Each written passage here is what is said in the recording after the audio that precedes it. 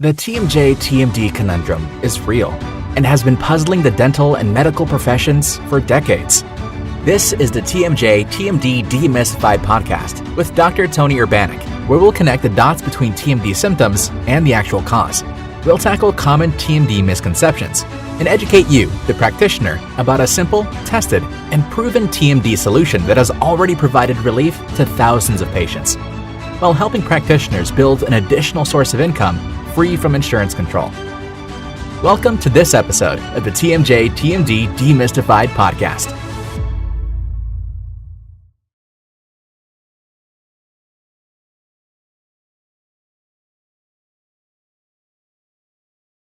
Hello, TMD warriors. We are here for the next episode of TMD Demystified. I am Tony Urbanek.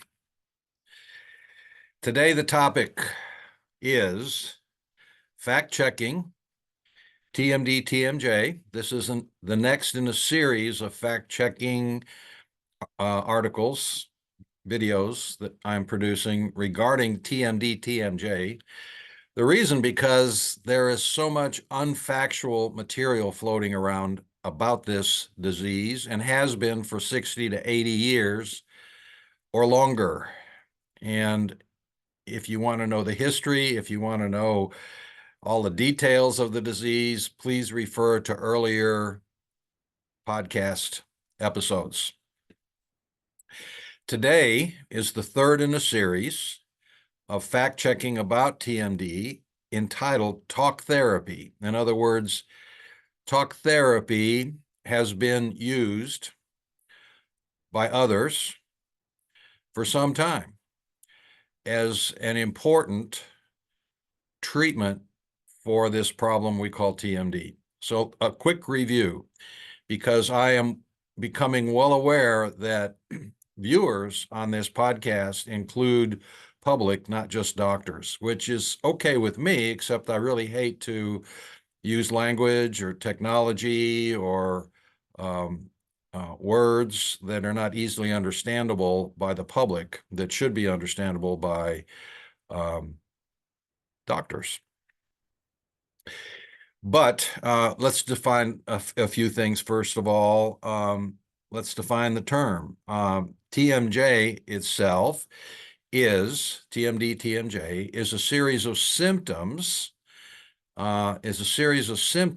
which include headache, earache, jaw pain, neck pain, ringing in the ears, subjective hearing loss, fullness in the ears, dizziness, upper back and shoulder pain, arm, hand, finger tingling and numbness, and various kinds of locking.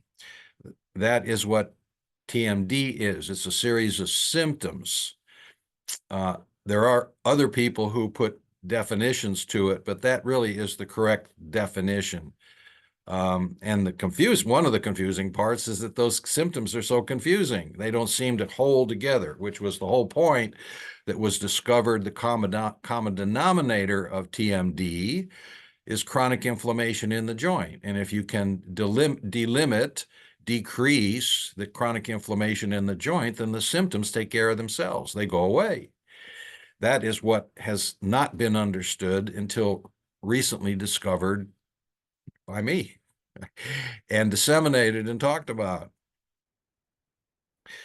Talk therapy is simply a method used by psychologists and psychiatrists to back and forth communicate with people who suffer some or all of these symptoms so that those symptoms will decrease and be limited.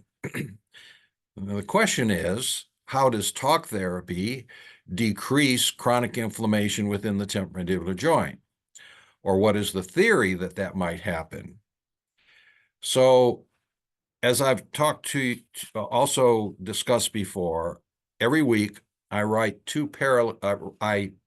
produce two parallel groups of information. One is a blog, a written article on a blog, which is directed directly to the public, and I try to make it easily understood for public. And then 2 days later, I do a video almost exclusively on the same topic, but directed to dentists, physicians, but primarily dental professionals who attempt to treat TMD TMJ. So this week I produced a 2-page article on checking TMD TMJ Part 3 talk therapy. And so please excuse me, but I'm going to use at least part of this article in discussing this with you to make it thorough and complete, because this talk therapy, well, I'll let you decide for itself. So the logic used to validate talk therapy, this is directly from my article. The logic used to validate talk therapy for treating TMD TMJ is as follows. Here's the logic that is behind it, that the psychologist and the psychiatrist and some people in the TMD treating industry use to validate what they're doing. Number one, bruxism, or clenching and grinding of the teeth, is one of the 3 elements that can damage the temporomandibular joint. The 2 others are acute trauma and functional malocclusion. That is a true statement. There are only 3 things that cause damage to the temporomandibular joint, and they are bruxism, acute trauma, and functional malocclusion. 2, if bruxism is one of the causes, then anything that limits bruxism should decrease symptoms. Well, that is a true statement too. It is generally accepted that bruxism, clenching and grinding of the teeth, is related to stress and anxiety. That is also an agreed upon statement. The only thing we know about bruxism, it is related somehow to stress and anxiety. It is an accepted statement on that issue. Number 4, therefore, if you can decrease stress and anxiety for the patient, the TMJ symptoms should be resolved. Well, I guess if you can decrease all of a patient's stress and anxiety, and they never had stress and anxiety again, then theoretically you would not have any purpose to brux your teeth. Number 5, a properly trained psychologist or psychiatrist can talk with and counsel a patient about stress and anxiety to the point that they no longer have stress and anxiety. That's where the logic falls apart, because that doesn't happen. That is where the logic falls apart. So here are the facts. We're fact-checking, and here are the facts about talk therapy. The exact mechanism within the nervous system that converts external stressors and emotional anxiety into bruxism is unknown. That is a fact. We have no idea what translates or creates bruxism, too much clenching and grinding of the teeth, from external stressors. We know where it happens. It happens somewhere inside the brain, most likely in the brain stem, and I won't go through the reasons why it is most likely there.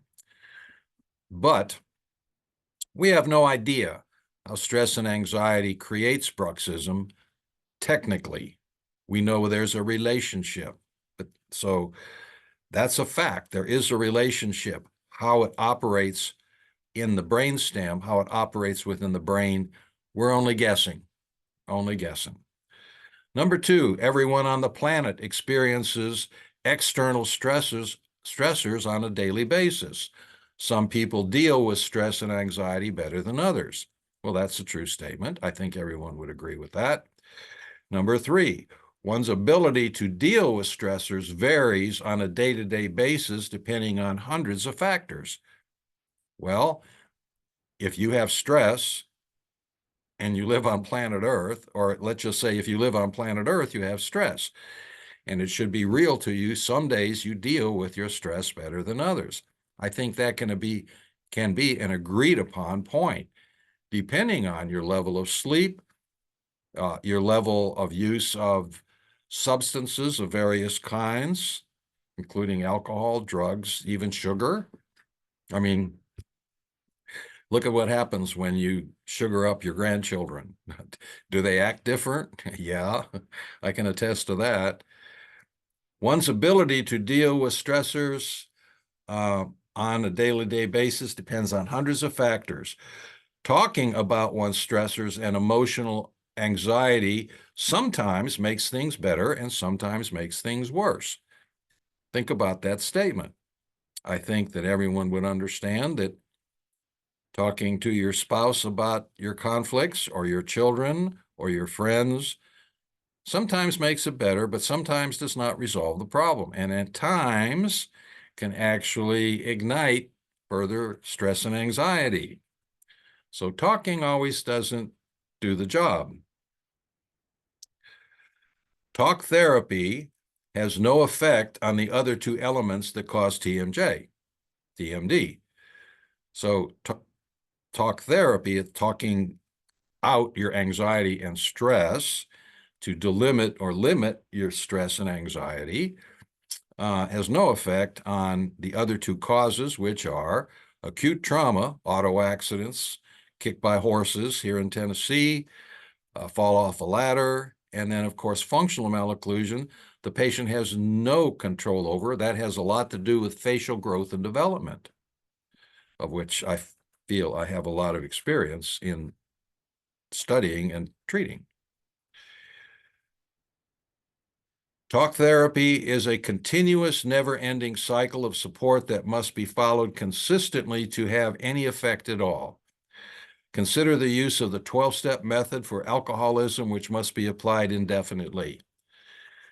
So, talk therapy with other people affected by alcoholism is known and agreed upon to be effective to some degree. And I assume that some of you listening have actually used that method and found that it is effective to a point, but it is a continuous method that must be adhered to continuously.